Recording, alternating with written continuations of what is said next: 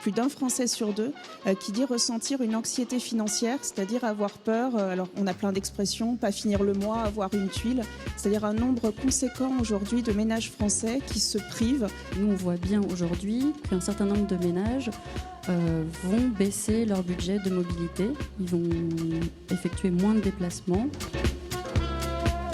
Le low cost qui est craint par les personnes vulnérables, c'est le fait que ça leur renvoie une image d'elles-mêmes dégradée. Elles auront ce que les autres ne voulaient pas. Les gens qui vivent des situations qui sont dans la précarité, ils sont tous fragiles.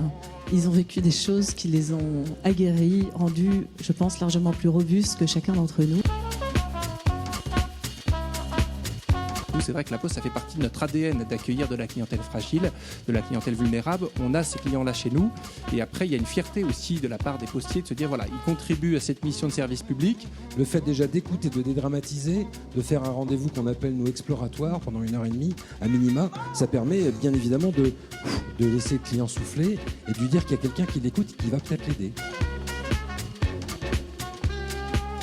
On demande aux gens de vendre et en même temps de faire du social. Et ils sont valorisés à la fin de l'année sur le côté commercial et pas sur le côté social. Donc comment est-ce qu'on fait dans ces tensions-là? Comment est-ce qu'on gère ça? Et il y a vraiment des questions à poser au niveau managérial. Ma proposition, en fait, c'est de décloisonner nos univers et qu'on va en tirer un bénéfice parce qu'on va s'enrichir mutuellement les uns des autres. Nous, on le fait depuis 2012 par l'intermédiaire d'un mécanisme qui s'appelle le mécénat de compétences, qui permet à nos salariés de mettre leurs compétences au service d'une association. On pense aussi, nous, que venir au théâtre, c'est pas quelque chose qui soit réservé effectivement à des gens extraordinaires et que pour quelqu'un qui est dans la difficulté sociale, c'est très important d'être valorisé par le fait de partager avec des gens très divers un beau moment plein d'émotions. Au revoir.